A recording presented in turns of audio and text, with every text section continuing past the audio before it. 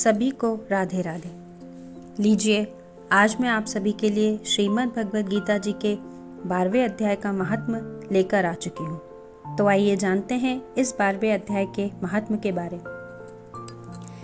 श्री महादेव जी कहते हैं, पार्वती, दक्षिण दिशा में कोल्हापुर नामक एक नगर है जो सब प्रकार के सुखों का आधार, सिद्ध महात्माओं का निवास स्थान तथा सिद्धि प्राप्ति का क्षेत्र है। वह पराशक्ति भगवती लक्ष्मी जी की प्रधान पीठ है। संपूर्ण देवता उसका सेवन करते हैं। वह पुराण प्रसिद्ध तीर्थ, भोग और मोक्ष प्रदान करने वाला है। वहाँ करोड़ों तीर्थ और शिवलिंग हैं। रुद्र गया भी वहीं है। वह विशाल नगर लोगों में बहुत विख्यात है।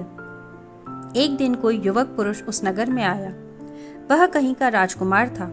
उसके शरीर का रंग गोरा, नेत्र सुंदर, ग्रीवा शंख के समान, कंधे मोटे, छाती चौड़ी और भुजाएं बड़ी बड़ी थीं। नगर में प्रवेश करके सब ओर महलों की शोभा निहारता हुआ वह देवेश्वरी महालक्ष्मी के दर्शनार्थ उत्कंठित हो मणिकंठ तीर्थ में गया और वहां स्नान करके उसने पितरों का तर्पण किया। फिर महामाया महालक्ष्मी जी को प्रणाम करके भक्तिपूर्वक स्तवन करना आरंभ किया।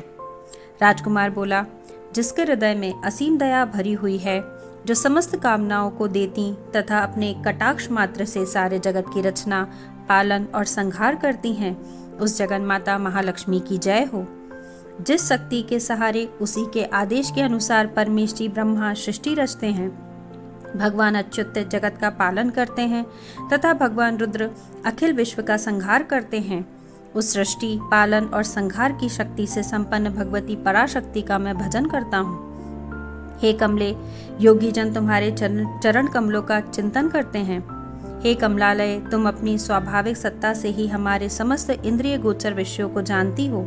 तुम ही कल्पनाओं के समूह को तथा उसका संकल्प करने वाले मन को उत्पन्न करती हो। इच्छा शक्ति, ज्ञान शक्ति और क्रिया शक्ति, ये सब तुम्हारे ही रूप हैं। तुम परम ज्ञान रूपिणी हो। तुम्हारा स्वरूप निष्काम, निर्मल, नित्य, निराकार, निरंजन, अंतरहित, आतंक शून्य, आलंबहीन तथा निरामय है। देवी, तुम्हारी महिमा का वर्णन करने में कौन समर्थ हो सकता है, जो षट चक्रों का भेदन करके अंतःकरण के बाहर स्थानों में विहार करती है। अनाहत, ध्वनि, बिंदु, नाद और कला, ये सब जिसके स्वरूप हैं, उस माता महालक्ष्मी को मैं प्रणाम करता हूँ। माता, तुम अपने मुख रूपी पूर्ण चंद्रमा से प्रकट होने वाली अमृत राशि को बहाया करती हो।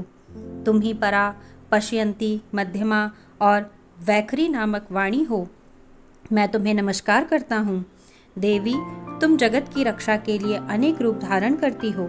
हे अंबिके, तुम ही ब्राह्मी, वैष्णवी तथा माहेश्वरी शक्ति हो। वाराही, महालक्ष्मी, नारसिंही, ऐन्द्री, कौमारी, चंडिका, जगत को पवित्र करने वाली लक्ष्मी, जगन माता, सावित्री, चंद्रकला तथा रोहिणी भी तुम ही हो। हे परमेश्वरी, तुम भक्तों का मनोरथ पूर्ण करने के लिए कल्पलता के समान हो। हे माँ, मुझ पर प्रसन्न हो जाओ। उसके इस प्रकार स्तुति करने पर भगवती महालक्ष्मी अपना साक्षात स्वरूप धारण करके बोली, राजकुमार, मैं तुमसे प्रसन्न हूँ। तुम कोई उत्तम वर मांगो। राजपुत्र बोला, हे माँ, मेरे पिता राजा बृहद्रथ अश्वमेध नामक महान यज्ञ का अनुष्ठान कर रहे थे। वे दैवयोग से रोगग्रस्त होकर स्वर्गगामी हो गए। इसी बीच में यूप में बंधे हुए मेरे यज्ञ संबंधी घोड़े को, जो समूची पृथ्वी की परिक्रमा करके लौटा था, किसी ने रात्रि में बंधन काटकर कहीं अन्यत्र पहुंचा दिया।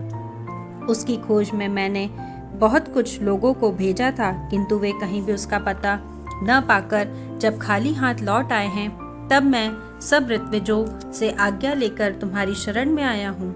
देवी, यदि तुम मुझ पर प्रसन्न हो तो मेरे यज्ञ का घोड़ा मुझे मिल जाए, जिससे यज्ञ पूर्ण हो सके, तभी मैं अपने पिताजी का ऋण उतार सकूंगा।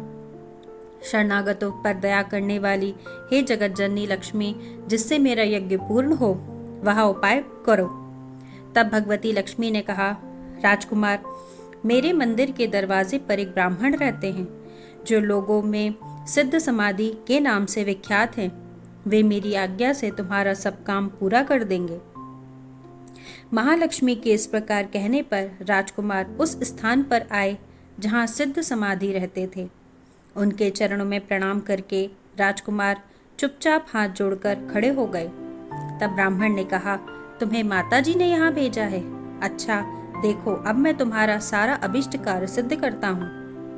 यूं कहकर मंत्रवेत्ता ब्राह्मण ने सब देवताओं को वहीं खींचा। राजकुमार ने देखा, उस समय सब देवता हाथ जोड़े थर थर कांपते हुए वहां उपस्थित हो गए। तब उन श्रेष्ठ ब्राह्मण ने समस्त देवताओं से कहा, देवगण, इस राजकुमार का अश्व जो यज्ञ के लिए निश्चित हो चुका था, रात में देवराज इंद्र ने चुराकर अन्यत्र पहुंचा दिया है, उसे शीघ्र ले आओ। तब देवताओं ने मुनि के कहने से यज्ञ का घोड़ा लाकर दे दिया। इसके बाद उन्होंने उन्हें जाने की आज्ञा दी। देवताओं का आकर्षण देखकर तथा खोए हुए अश्व को पाकर राजकुमार ने मुनि के चरणों में प्रणाम करके कहा, महर्षि, आपका यह सामर्थ्य आश्चर्यजनक है। आप ही ऐसा कार्य कर सकते हैं, दूसरा कोई नहीं कर सकता। ब्राह्मण, मेरी प्रार्थना सुनिए। मेरे पिता राजा बृहद्रथ अश्वमेध यज्ञ का अनुष्ठान आरंभ करके दैव योग से मृत्यु को प्राप्त हो गए हैं। अभी तक उनका शरीर तपाए हुए तेल में सुखाकर मैंने रख छोड़ा है। हे साधु श्रेष्ठ, आप उन्हें पुनः जीवित कर दीजिए। यह सुनकर महामुनि ब्राह्मण ने किंचित मुस्कुराकर कहा, चलो, वहां यज्ञ मंडप में तुम्हारे पिता मौजूद हैं, चलें? तब सिद्ध समाधि ने राजकुमार के साथ वहां जाकर जल अभिमंत्रित किया और उससे शव के मस्तक पर रखा। उसके रखते ही राजा सचेत होकर उठ बैठे। फिर उन्होंने ब्राह्मण को देखकर पूछा, धर्म स्वरूप आप कौन हैं? तब राजकुमार ने महाराज से पहले का सारा हाल कह सुनाया। राजा ने अपने को पुनः जीवन दान देने वाले ब्राह्मण को नमस्कार करके पूछा, ब्राह्मण, किस पुण्य से आपको यह अलौकिक शक्ति प्राप्त हुई है? उनके यूं कहने पर ब्राह्मण ने मधुरवाणी में कहा, राजन, मैं प्रतिदिन आलस्य रहित होकर गीता के 12वें अध्याय का जप करता हूँ। उसी से मुझे यह शक्ति मिली है जिससे तुम्हें जीवन प्राप्त हुआ है। यह सुनकर ब्राह्मणों सहित राजा ने उन ब्रह्मर्षि से गीता के 12वें अध्याय का अध्ययन किया। उसके महात्म से उन सबकी सद्गति हो गई। दूसरे दूसरे जीव भी उसके पाठ से परम मोक्ष को प्राप्त हो चुके हैं। यह था श्रीमद् भगवद गीता जी के 12वें अध्याय श्री भक्ति योग का पूरा महात्म। आगे 13वें अध्याय के महात्म को जानने के लिए चैनल पर बने रहिए। सभी को जय श्री कृष्णा, जय श्री कृष्णा।